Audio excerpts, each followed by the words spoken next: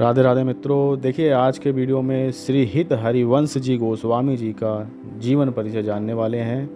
रसिक भक्त शिरोमणि गोस्वामी श्री हित हरिवंश चंद महाप्रभु जी का जन्म मथुरा के निकट बादग्राम में विक्रम संवत 1559 वैशाख शुक्ल एकादशी को हुआ था। इनके पिताजी का नाम श्री व्यास मिश्र जी और माता जी का नाम श्री तारा देवी जी था। व्यास मिश्र जी 9 भाई थे, जिनमें सबसे बड़े श्री केशव दास जी तो संन्यास ग्रहण कर चुके थे। उनके संन्यास आश्रम का नाम श्री नरसिंहाश्रम जी था।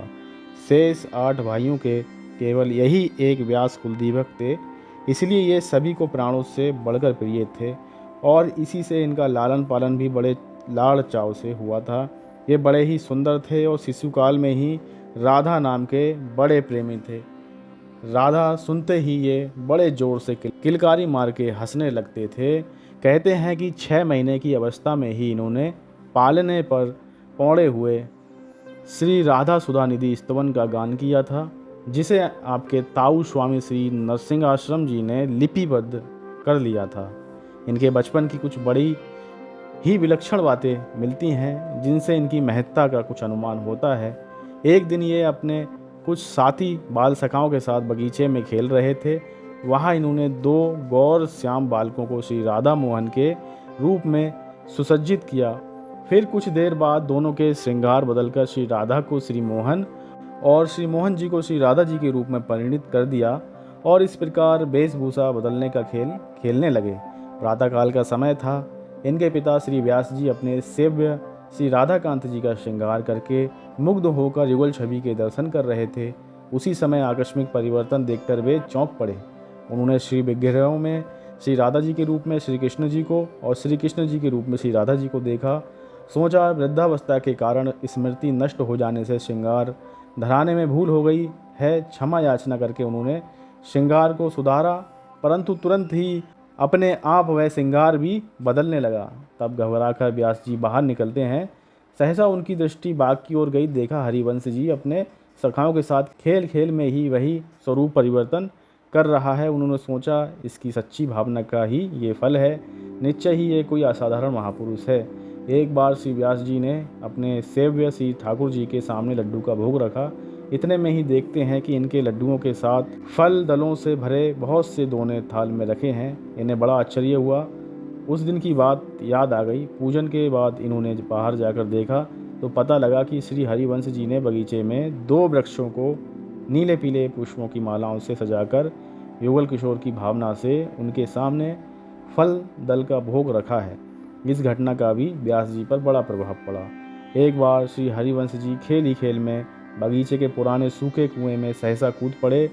इससे श्री व्यास जी, माता तारा देवी और कुटुंब के लोगों को तो अपार दुख हुआ ही, सारे नगर निवासी व्याकुल हो उठे। व्यास जी तो शोकाकुल होकर कुएं में कूदने की तैयारी ही कर रहे थे। लोगों ने जबरदस्ती उन्हें पकड़कर रखा। कुछ ही क्षणों के पश्चात लोगों ने देखा कि कुएं में एक दिव्य प्रकाश फैल रहा है और श्री हरिवंश जी श्री श्याम सुंदर के मंजुल श्री विग्रह को अपने नन्हे नन्हे कर कमलों से संभाले हुए अपने आप कुएं से ऊपर उठते हुए चले आ रहे हैं।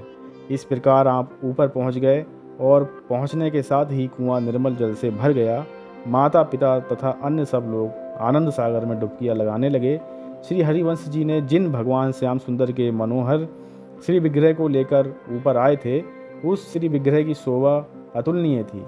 उसके एक एक अंग से मानो सौंदर्य माधुर्य का निर्झर बह रहा था।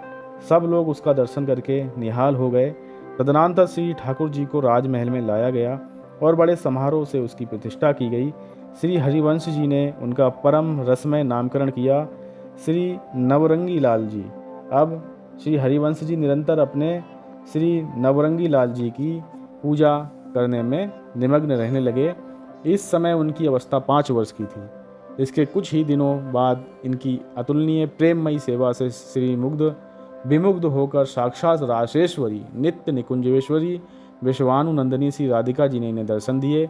अपनी रस भावनापूर्ण सेवा पद्धति का उन्होंने उपदेश किया और मंत्र दान करके उन्हें शिष्य रूप में स्वीकार किया। 8 वर्ष की अवस्था में आपका उपनयन संस्कार हुआ और 16 वर्ष की अवस्था में श्री रुक्मिणी देवी से आपका विवाह भी हो गया। पिता माता के गोलोकवासी हो जाने के बाद आप सब कुछ त्याग कर श्री वृंदावन के लिए विदा हो गए। श्री नवरंगी लाल जी की सेवा भी आपने अपने पुत्रों को सौंप दी। देववन से आप चिड़ियावल आए। यहाँ आत्मदेव नामक एक भक्त ब्राह्मण के घर ठाकुर जी श्री राधा वल्लभ जी विराजमान थे। आत्मदेव जी को स्वप्न आदेश हुआ कि तुम्हारी 2 सुंदर कन्याएं श्री कृष्णदासी और मनोहरी हैं, उनका हित हरिवंश जी से विवाह करा दो और दहेज रूप में मुझे दे देना। यदि वे विवाह के लिए ना माने तो उन्हें मेरी आज्ञा बता देना, तब वे प्रस्तुत हो जाएंगे।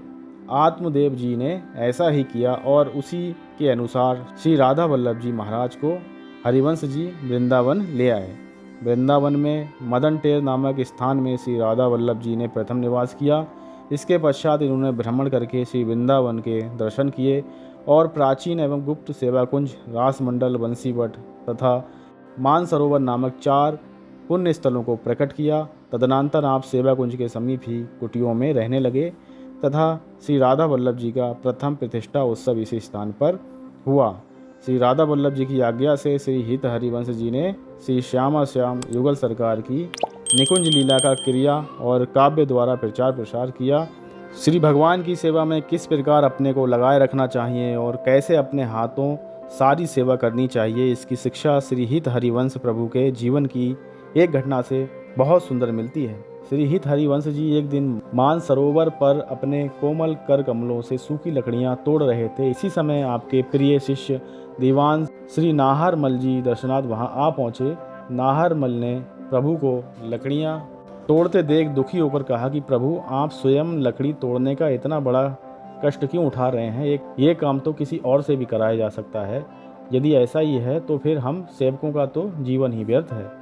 नाहरमल के आंतरिक प्रेम से तो प्रभु का मन प्रसन्न था, परंतु सेवा की महत्ता बतलाने के लिए उन्होंने कठोर स्वर में कहा कि नाहरमल, तुम जैसे राजसी पुरुषों को धन का बड़ा मद रहता है, तभी तो तुम श्री ठाकुर जी की सेवा किसी और के द्वारा करवाने की बात कहते हो। तुम्हारी इस भेद बुद्धि से मुझे बड़ा कष्ट हुआ। कहते हैं कि श्री हित हरिवंश प्रभु जी ने उनको अपने पास आने तक से रोक लिया। आखिर जब नाहरमल जी ने दुखी होकर अनशन किया, पूरे 3 दिन बीत गए, तब वे कृपा करके नाहरमल जी के पास गए और प्रेम पूर्वक शब्दों से बोले कि भैया, प्रभु सेवा का स्वरूप बड़ा विलक्षण है। प्रभु सेवा में हेयोपदेश बुद्धि करने से जीव का अकल्याण हो जाता है। ऐसा विरोधी भाव मन में नहीं लाना चाहिए। प्रभु सेवा ही जीव का एकमात्र धर्म है। मैं तुम पर प्रसन्न हूँ, तुम अन्न जल ग्रहण करो। यूँ कहकर उन्होंने स्वयं अपने हाथों से प्रसाद दिया और भरपेट भोजन कराया। श्री हित हरिवंश जी राधा वल्लभ संप्रदाय के मेरुदंड हैं। इन्हें श्री कृष्ण की बंसी का अवतार राधा वल्लभ संप्रदाय के लोग मानते हैं।